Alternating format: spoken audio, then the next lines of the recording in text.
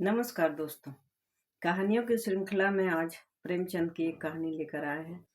कहानी लिखने में तो वह बहुत ही माहिर थे और सभी वर्ग के लोगों की कहानियाँ ऐसी होती थी उनकी। उसमें लोगों के स्तर का विवरण इतना मार्मिक और इतना सही होता था, सटीक होता था कि लगता था कि हम उसी समय के समाज में और उसी वातावरण में जी रहे हैं। तो पढ़ने में तो ये बहुत ही अच्छा लगता है। उनकी कहानियों को जब हम पढ़ते हैं तो बिल्कुल आज के समय की आधुनिकता कहीं पीछे छूट जाती है और सच्चाई, दिखावा से परे सच्चाई और परेशानी, दुख और सुख बिल्कुल नेचुरल लगता है।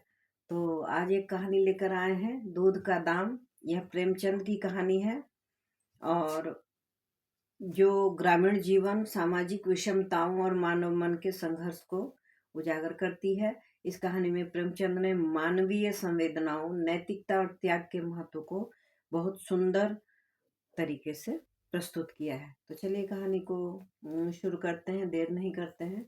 दूध का दाम में प्रेमचंद ने ग्रामीण भारत के समाज और उसके व्याप्त गरीबी और शोषण को केंद्र में रखा है। कहानी का मुख्य पात्र है हीरामन, एक गरीब किसान है जो अपनी सादगी, ईमानदारी और कर्तव्य निष्ठा के लिए जाना जाता है। कहानी के माध्यम से लेखक ने त्याग और परोपकार का ऐसा उदाहरण प्रस्तुत किया है जो दिल को छू लेती है। कहानी का आरंभ देख लीजिए। हीरामन का जीवन कठिनाइयों से भरा हुआ था। वह गरीब किसान था, संघर्ष करता था और अपने परिवार की जीविका चलाता था। उसके पास बहुत ज़्यादा पैसे नहीं थे। अपनी बहुत ज़रूरतों को भी वह समेट कर रखता था, पूरा नहीं कर पाता था। उसकी पत्नी और 3 छोटे बच्चे थे। परिवार का भरण पोषण करना उसकी पहली प्राथमिकता थी, इसलिए वो बहुत ही मेहनत करता था और उसकी आमदनी इतनी कम थी कि दिन रात की मेहनत के बावजूद वह अपने परिवार के लिए पर्याप्त भोजन नहीं जुटा पाता था। पर्याप्त भोजन का मतलब होता है कि खाने में सब कुछ होना चाहिए भोजन में, ताकि शरीर बिल्कुल स्वस्थ हो, लेकिन ऐसा नहीं हो पाता था। शरीर में कमी होती थी, बच्चों को भी खास करके तो बीमार हो जाते थे बच्चे। और उस समय जो परिवार में परेशानी होती थी उसी को प्रेमचंद ने बहुत ही मार्मिक तरीके से दर्शाया है, उकेरा है।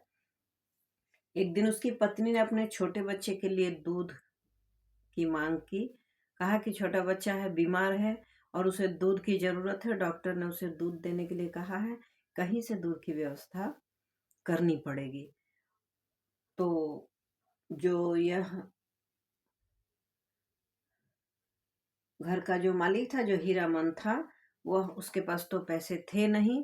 वह इधर उधर भटकने लगा और जिनके जिनके यहाँ गाय थी उनके यहाँ गया और उनसे आग्रह किया कि मेरे बच्चे की तबीयत खराब है और डॉक्टर ने उसे दूध पीने के लिए कहा है, आप मुझे दूध दे दें।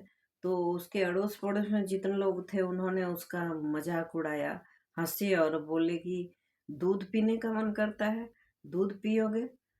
और उसका मजाक उड़ाकर और हटा देते हैं, भगा देते हैं उसे। लेकिन वह परेशानी से घबराता नहीं है। मजाक तो कर दिया लेकिन उन्होंने दूध देने से भी इनकार कर दिया था। अब दूध की तलाश शुरू हुई। हीरामन अपनी पत्नी की बात मानकर गांव के दूसरे हिस्से में दूध लेने के लिए निकला और उसे मालूम हुआ कि एक जमींदार साहब हैं जो खेतों में गाय रखते हैं और उनके यहाँ दूध की बहुतायत है। वहाँ वह चला गया और उनसे कहा कि दूध चाहिए मुझे, मेरे बच्चे को पीना है और डॉक्टर ने कहा है और बहुत बीमार है मेरा बच्चा, तो आप दूध दे दें, मेरा बच्चा ठीक हो जाएगा। मैं आपका जो दाम होगा दूध का वह मैं मजदूरी करके आपके खेतों में ही काम करके चुका दूंगा। जमींदार ने भी व्यंग किया कि ये पैसे नहीं हैं और दूध पीने का मन होता है, दूध की जरूरत महसूस होती है। तो कहा कि घबराए नहीं, मैं बिना पैसे दिए नहीं जाऊंगा और आपके ही खेत में मजदूरी करके और दूध के दाम चुकाऊंगा। तब ठाकुर साहब ने, जो गांव के बड़े जमींदार थे, और उन्होंने कहा, उसकी परेशानी को देखकर उनको थोड़ा सा समझ में आया कि नहीं ठीक है, लेकिन जो जमींदारी जो थी प्रथा, वह बहुत कठोर प्रथा थी। बिना मेहनत करवाए ज़्यादा मेहनत करा के कम देने की आदत होती थी जमींदारों को। तो उन्होंने कहा कि "उम, ठीक है, और तुम मेहनत करो, दिन भर मेरे खेत में काम करो, तो शाम को मैं तुम्हें दूध दूंगा, 1 लोटा दूध दूंगा, मेरे खेत में तुम काम करो।" ठाकुर साहब ने उसकी बात मान ली और कहा कि अगर तुम सच में दूध चाहते हो तो मेरे खेत में दिन भर काम करो, इसके बदले में तुम्हें 1 लोटा दूध मिल जाएगा। हीरामन को कोई और विकल्प न देखकर वह शर्त माननी पड़ी, और हीरामन ने पूरे दिन खेत में काम किया। उसकी मेहनत और ईमानदारी देखकर ठाकुर साहब ने उसे दूध दे दिया। दूध लेकर जब हीरामन घर लौटा तो उसकी पत्नी की आंखों में आंसू आ गए। उसने हीरामन की इस कुर्बानी को समझा और बच्चे के लिए दूध गर्म करने लगी और उसे पिलाया। कहानी का मोड़ देखते हैं। दूसरे दिन हीरामन फिर ठाकुर के घर गया और दिन भर खेत में काम किया। इस तरह वह रोज मेहनत करके दूध लेकर आता रहा। उसकी ईमानदारी और लगन से ठाकुर साहब भी प्रभावित हुए, और हीरामन ऐसा पिता और ऐसा पति था कि जरूरत के लिए वह कुछ भी करने के लिए तैयार था। बहुत ज्यादा संघर्ष भी करना पड़े, वो करने के लिए तैयार रहता था। और इसके कारण ठाकुर साहब भी बहुत प्रभावित हुए। एक दिन ठाकुर साहब ने हीरामन से पूछा, तुम इतनी मेहनत क्यों करते हो, तुम्हारे पास तो और भी रास्ते हो सकते हैं। हीरामन ने उत्तर दिया, साहब, अपने बच्चों के लिए कुछ भी करना पड़े तो मैं कर सकता हूँ, और अपने बच्चों के लिए जो काम करना पड़े तो वह ज्यादा काम भी कम लगता है। यह मेरी जिम्मेदारी है और इसे निभाना मेरा धर्म है। अब इसमें समाज का सत्य क्या है? कहानी में ठाकुर साहब और अन्य ग्रामीण पात्रों के माध्यम से समाज की असमानताओं को उजागर किया है। समाज के मध्यम वर्ग के लोगों ने तो उसका व्यंग किया, फालतू में उसका मजाक उड़ाया और दूध नहीं दिया। जमींदार साहब जो धनवान थे और दूध उनके यहाँ रहता था, तो उन्होंने दिया, लेकिन बदले में उससे कड़ी मशक्कत करवाई, और तब जाकर उसे दूध दिया। यहाँ तक कि हीरामन ने काम करके उनके दिल को जीत लिया था, और उन्हें यह जता दिया था कि वह फ्री में दूध नहीं ले जाता है, वह मेहनत करता है। जितनी मेहनत आप करवाना चाहें दिन भर करा लें, लेकिन शाम को दूध चाहिए, क्योंकि बच्चे को पीना है, उसकी तबीयत ठीक हो जाएगी तो फिर देखा जाएगा। और बाद में दूध बंद भी हो गया, बच्चा उसका ठीक भी हो गया, वह खेलने कूदने लगा, और अब दूध की जरूरत वो खत्म हो गई। तो लेकिन समाज की इस असमानताओं से यह पता चलता है, समाज, इस कहानी से समाज की उन असमानताओं को उजागर किया जो हम लोग नहीं जान पाते हैं। ठाकुर साहब जैसे लोग गरीब का शोषण करते हैं और उनकी मजबूरी का फायदा उठाते हैं। दूसरी ओर हीरामन जैसे पात्र गरीब होकर भी ईमानदार, मेहनती और आत्मसम्मान से भरपूर हैं। निष्कर्ष क्या है? कुछ दिनों बाद हीरामन का बच्चा पूरी तरह स्वस्थ हो जाता है। उसकी पत्नी ने भी उसके प्रयासों की सराहना की। हालांकि हीरामन को ठाकुर साहब के घर से दूध मिलना बंद हो गया, क्योंकि उसकी जरूरत पूरी हो गई थी।